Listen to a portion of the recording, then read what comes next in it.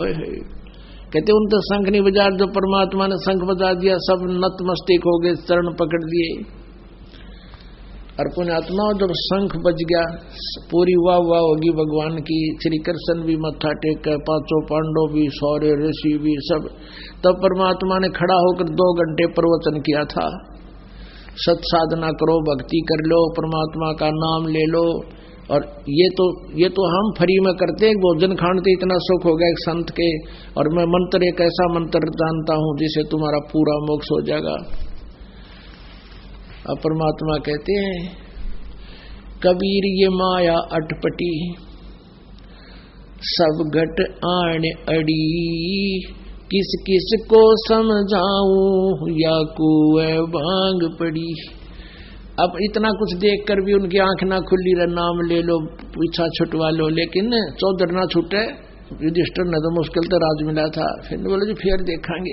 और मन में न्यूरा कृष्ण जी राज तो बड़ा, और फिर भी न्योगे कृष्ण जी हमारा गुरु, और गुरु क्या बनाए।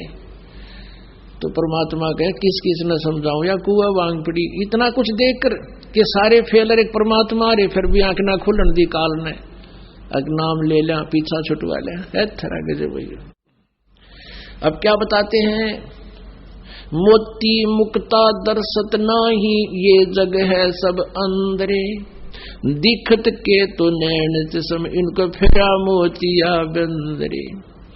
ये दिखत बड़े विद्वान और मैं ऋषि देवता, इनका अज्ञान रूपी मोतिया बंद हो रहा, आंख भी ना खुलती। अब काल क्या कहता 7 में जाए के 7 में 8 में 9 में मंत्र में कि बलवानों की बल और बुद्धिमानों की बुद्धि मेरे हाथ में है। जब चाहे इनकी बुद्धि को ऑन कर दूं, जब चाहे ऑफ कर दूं। सबकी बुद्धि ऑफ कर दी काल ने, और किसी की बुद्धि में न्यू नहीं आया कि देख इतना कुछ हो गया। और तुम डरे डोन लाग रहे, 100 हजार वर्ष हो गए, तुमसे कुछ नहीं हो पाया, फिर भी ना चरण में पड़े, क्योंकि बुद्धि ऑफ कर दी काल ने। बहुत बड़ा लंबा प्रसंग हो जाता है पुण्यात्माओं, क्योंकि ये तत्व ज्ञान है। और एक कंसेप्ट को क्लियर करने के लिए कंटिन्यूस गद 3-4 उदाहरण देने पड़ते हैं। जब यह काल की बुद्धि हमसे दूर होती है, ये लोक ला रखे वो काल का जब हटता है। अब जैसे सीता का अपहरण हो गया था, रावण उठा ले गया, श्री राम ने पता नहीं कौन उठा ले गया। ऊपर से शिव जी और पार्वती आकाश से देख रहे थे, और भगवान शंकर जी ने प्रणाम किया, क्योंकि उनके बड़े भाई हैं। विष्णु समझो चाहे श्री राम समझो चाहे श्री कृष्ण कहो।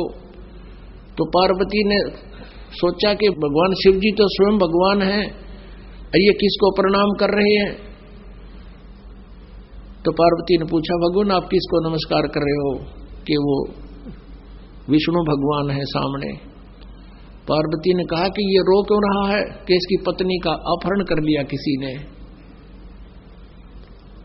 अब नो शंकर जी ने ना बेरा किसने कर लिया, ना बता दो आके भाई वो रावण ले गया। तो पार्वती कहने लगी कि मैं इसकी परीक्षा लूंगी और तब मानूंगी ये विष्णु भगवान है। शंकर जी बोले परीक्षा ना लिए, अच्छा को नहीं लू। जब तो वो बात हुई, वो चले गए घूमन फिरन, पाछे तो सीता रूप बनाया और खड़ी होगी रामचंद्र की जी के पास जाकर, जब वो भटक रहे थे सीता की खोज में। तो उस समय काल ने उस श्री रामचंद्र जी की बुद्धि इतनी खोल दी कि उसने वह पहचान ली कि सीता को नहीं, या तो पार्वती है। तब श्री रामचंद्र जी बोले, हे दक्ष पुत्री माया, भगवान शिव जी कहाँ रह गए? तो उसने देखा तेरा तो पहचान ली तू। फिर उसने प्रणाम किया कि सचमुच आप तो विष्णु भगवान हैं। अब अपनी पुतनी का तो बेरा को नहीं, हर वह पार्वती पिछाड़ दी। अब उधर से तो उसने ऑफ कर रखी बुद्धि, वहां ऑन कर दी 2 सेकंड के लिए और फिर of. Heat and trial method से जैसे खोज खाज करी, हनुमान वहां गया, अंगद वहां गया, जब वह ढूंढी सीता पाई। तो ऐसे जब काल ने युद्ध करवाना था, अर्जुन को शक्ति दे दी, ऐसा योद्धा सिद्ध कर दिया, मारे तीर 20 में कार पार कर दे, वाह वाह होगी। और फिर जब श्री कृष्ण जी के, अब ये आगे और प्रसंग था कि जब दुर्वासा के श्राप से 56 करोड़ यादव आपस में लड़कर मर गए, श्री कृष्ण जी के पैर में तीर मार दिया किसने? बाली वाली आत्मा वहां शिकारी बनी हुई थी, जो त्रेता युग में श्री रामचंद्र जी ने सुग्रीव के भाई बाली को वृक्ष की ओट लेकर मारा था, धोखा देकर। उसका भी टीट फॉर टैट अपना कर्म का फल भोगना पड़ा भगवान विष्णु को कृष्ण रूप में। और उस शिकारी ने, बाली वाली आत्मा ने श्री कृष्ण जी के पैर में विषाक्त तीर मारा था। तब तड़प रहे थे श्री कृष्ण जी, जो पांडवों को बुलाया गया था। श्री कृष्ण ने कहा था कि अर्जुन तो ले जाना यहाँ से औरतों को, अब नर यादव कोई नहीं बचा, सब मर गए कट गए, और इन औरतों को ले जाना, यहाँ के लोग इनको दुखी करेंगे और तुम वहां अपना दिल्ली रख लेना। अब श्री कृष्ण तो मर गए, अब मृत्यु होगी, वो तो शरीर छोड़ गए। उसमें जब मृत्यु होने से पहले श्री कृष्ण जी ने कहा था उन पांचों पांडवों को कि मेरी एक बात और सुन लो। क्या?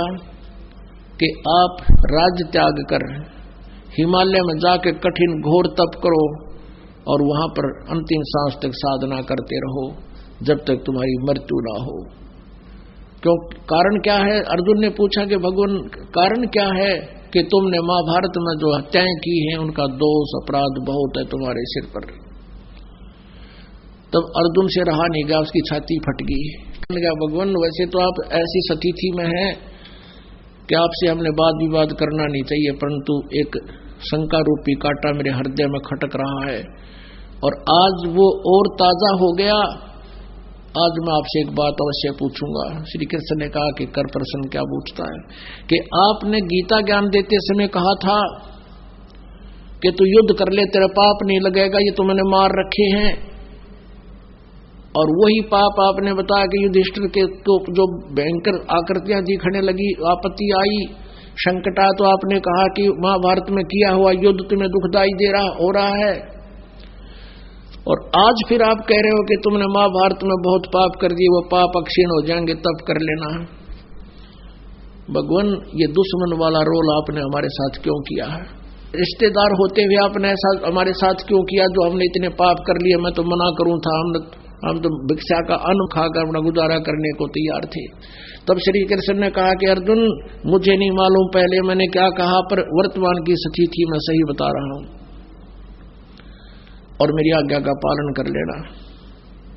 इससे सिद्ध पुण्यात्माओं के श्री कृष्ण जी ने गीता में कुछ भी नहीं कहा था। श्री कृष्ण नहीं चाहते ऐसा जुल्म करवाते, क्योंकि उन्होंने स्वयं प्रतिज्ञा कर ली थी मैं युद्ध नहीं करूंगा, हथियार नहीं उठाऊंगा। वो तो काल प्रवेश कर गया, क्योंकि जब तक जीव काल के अंतर्गत है वो उसका खिलौना है, रिमोट उसके हाथ में है, वो किसी तरह प्रयोग कर सकता है। तो जब अर्जुन सभी गोपियों को लेकर के चला, ब्रज की सभी स्त्रियों को साथ लेकर चला, रास्ते में भीलों ने अर्जुन को पकड़ लिया और वही हथियार जिसे महाभारत का युद्ध जीता था, वो गांडीव धनुष उसके साथ था, उसका हाथ भी ना उठे और उड़ा पीटे, उन्हें खड़ा खड़ा पेटो सारा कप है जो अर्जुन जैसा योद्धा। और वो फिर कहता जब वो पेट छित लिया वो कुछ ले गए, माल मूल लूट कर कुछ औरतों को भी ले गया।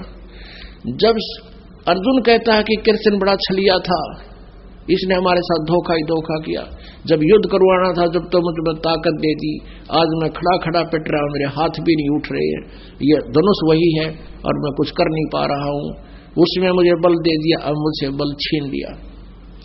अपने आत्माओं जो श्री कृष्ण छलिया नहीं था, श्री कृष्ण का दोष नहीं था।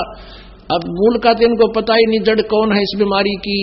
जैसे गीता जी अध्याय नंबर 7 के श्लोक नंबर 12 में कहता है कि अर्जुन ये तीनों गुणों से, रजगुण ब्रह्मा, सदगुण विष्णु, तम गुण शिव जी से उत्पत्ति स्थिति और संहार जो कुछ हो रहा है इसका निमित्त मैं ही हूं, मैं करवा रहा हूं सारा काम, पर मैं इनके अंदर नहीं, मैं तो बाहर रहता हूं अलग से। ये गीता जी अध्याय नंबर 7 के श्लोक नंबर 7-8 में कहा है कि बलवानों का बल और बुद्धिमानों की बुद्धि मेरे अंतर्गत है। पुण्यात्मा जब तक हम काल के दायरे में हैं तो ये सबको ऐसे नाच नचाता है, जब हम इससे निकल जाएंगे, परमात्मा की शरण में आ जाएंगे, फिर इसका इफेक्ट हमारे ऊपर नहीं होगा। अब परमात्मा कहते समझा है तो सिर धर पाओ, बोर नहीं रे ऐसा दाओ, ये संसार समझदा नाही, कहंदा श्याम दोपहरे नो, गरीबदास ये वक्त जात है रोवोगे इस पहरे नु। ये संसार समझदा नहीं। परमात्मा गरीबदास जी कहते परमात्मा के विषय में बताना चाहते हैं कि ये इस काल को ये सब दुख दे रहा तुम्हारे को, और इसी को तुम भगवान मान रहे हो और इसी झूठे सुख को सुख मान रहे हो। जैसे कोई शराब पिए पड़ा हो कि